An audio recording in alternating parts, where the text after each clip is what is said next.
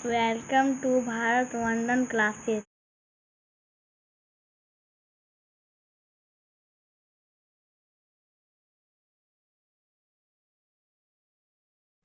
The king was very happy to have made peace with this enemy so easily. राजा बहुत खुश था कि एक दुश्मन के साथ इतना आसानी से इतनी आसानी से उसने शांति स्थापित कर लिया। And to have on him over as a friend, और उसको एक दोस्त के रूप में भी जीत लिया। देखिए यह बहुत बड़ी बात है कि दुश्मन को दोस्त बना लेना। He not only forgive him, उसने केवल उसे माफ ही नहीं किया, but said he would send his servants and his own doctor to look after him. तो उसने ना केवल उसे माफ किया, अपने नौकर और अपने डॉक्टर को उसकी देखभाल करने के लिए, उस घायल व्यक्ति की देखभाल करने के लिए भेज दिया।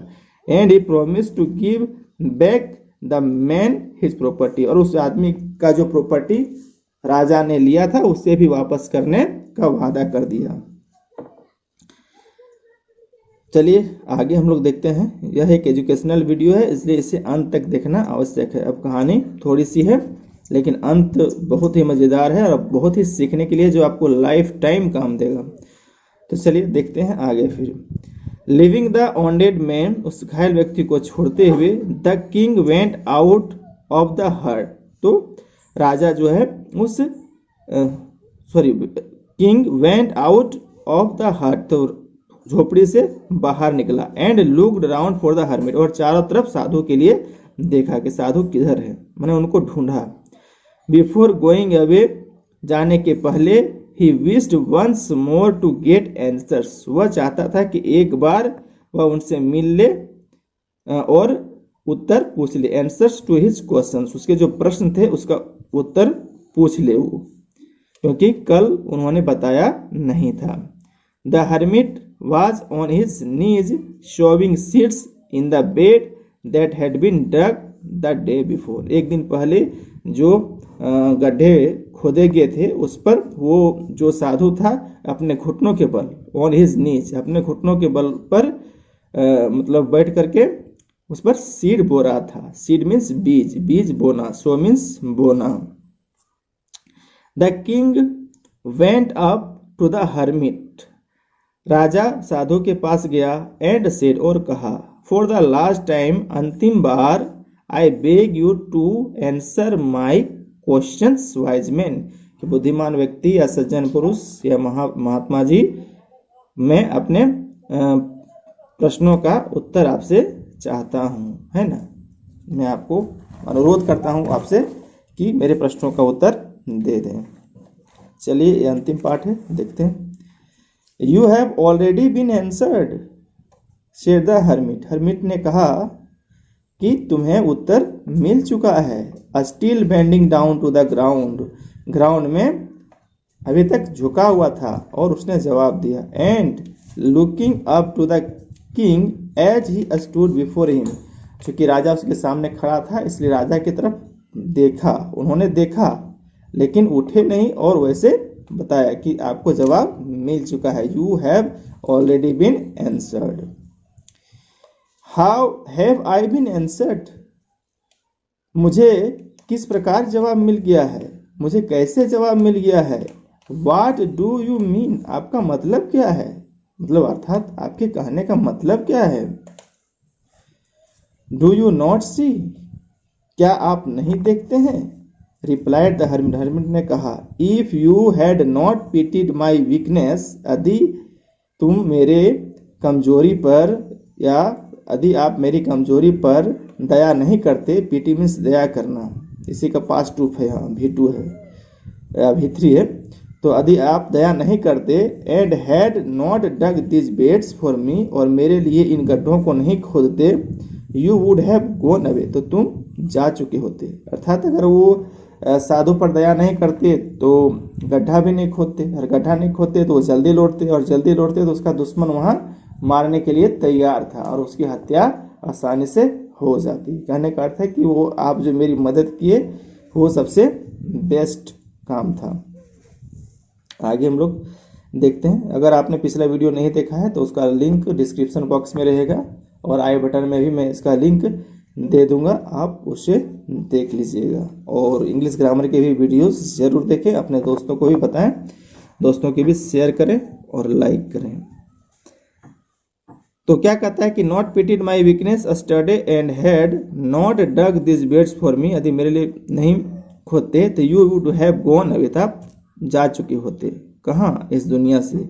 Then that man would have attacked you and you would have wished you had stayed with me. So the most important time, इसलिए सबसे महत्वपूर्ण समय, was when you were digging the beds, सबसे महत्वपूर्ण समय वह था जिस समय आप मेरे लिए गड्ढे खोद रहे थे, अर्थात मेरी मदद कर रहे थे।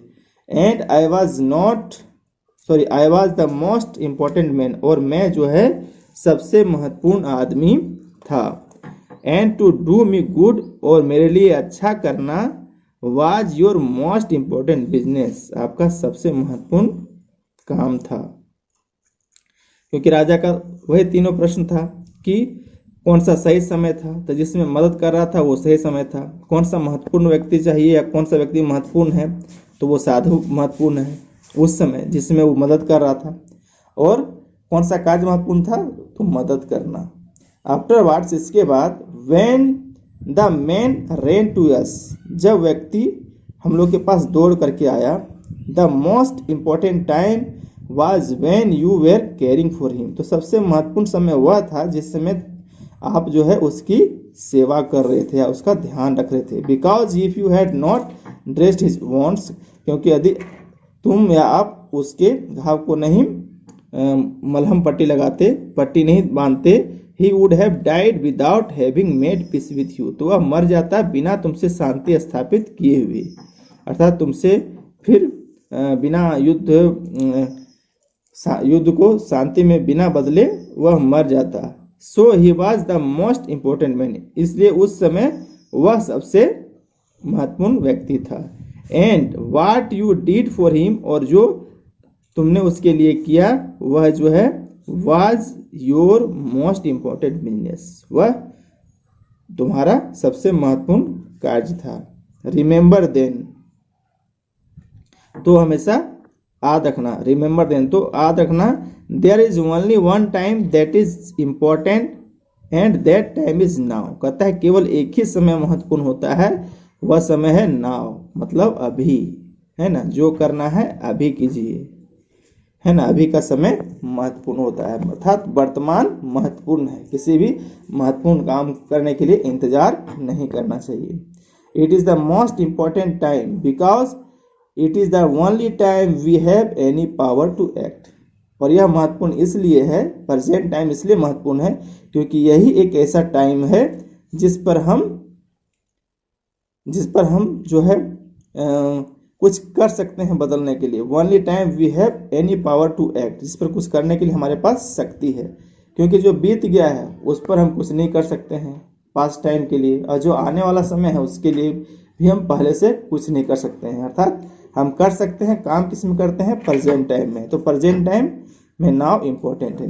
The most necessary person is the person you are with at the particular moment, for no one knows what will happen in the future, और वह व्यक्ति महत्वपूर्ण है किसी भी खास समय में जो व्यक्ति आपके पास उपलब्ध है। The most necessary person is the person you are with at particular moment, अर्थात आप जिसके साथ किसी खास क्षण में होते हैं वही व्यक्ति आपके लिए महत्वपूर्ण है। For no one knows what will happen in the future, क्योंकि कोई नहीं जानता है कि फ्यूचर में क्या होने वाला है। And whether we will meet anyone else, क्या हम लोग फिर मिलेंगे या नहीं मिलेंगे इसका भी कोई पता नहीं होता है। The most important business is to do that person good, और सबसे महत्वपूर्ण कार्य वह होता है कि आप जिसके साथ होते हैं उस पर्सन की भलाई करना, उसकी अच्छाई करना। Because we were sent into this world for that purpose alone, क्योंकि हम लोग इस दुनिया में केवल इसी उद्देश्य के लिए भेजे गए हैं। द स्टोरीज कंप्लीटेड, कहानी समाप्त हो चुका है। लियो टॉल्स्टॉय की कहानी है और हम लोग नेक्स्ट वीडियो में अगला चैप्टर को देखेंगे। या हो सकता है कि मैं क्वेश्चन आंसर का वीडियो बना दूं। आप लोग कमेंट कीजिएगा, आप लोगों को जैसा आवश्यकता हो, क्वेश्चन आंसर चाहिए, नहीं तो मैं नेक्स्ट चैप्टर का वीडियो लोड करूंगा। वीडियो को अंत तक देखने के लिए बहुत बहुत धन्यवाद।